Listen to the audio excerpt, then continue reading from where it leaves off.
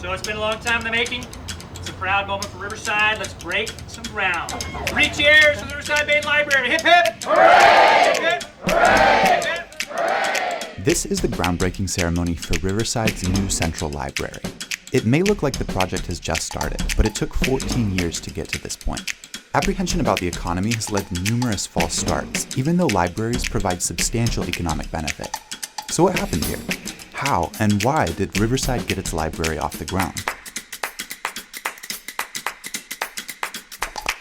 Riverside is a Southern California city about 60 miles east of Los Angeles. Riverside's a very interesting place in the sense that it has a very long history. It was settled in the late 1800s. Very prosperous town then, wealth derived from agriculture, railroads.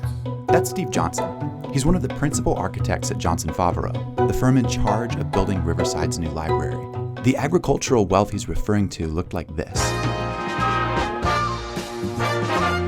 Citrus became an enormous industry in Riverside, and it sparked a lot of investment in civic infrastructure.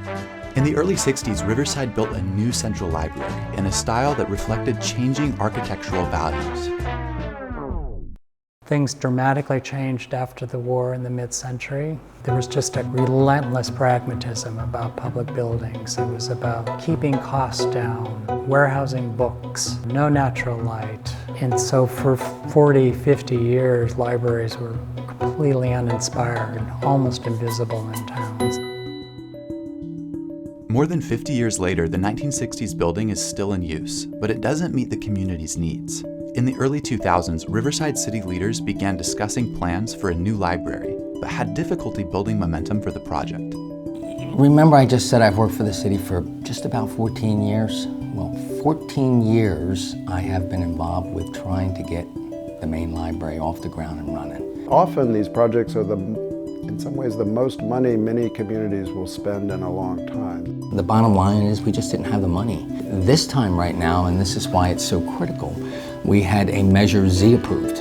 1 penny increase, I think it's $50 million a year. One of the central arguments in favor of this investment is that a library acts as a catalyst for the local economy. Public library services generate about $4.50 for every dollar we spend on them each year. Libraries really are anchors in a community in a positive way, in the sense that they are a destination that draws people. Every time that we open a new library, attendance as compared to the old facility usually quadruples.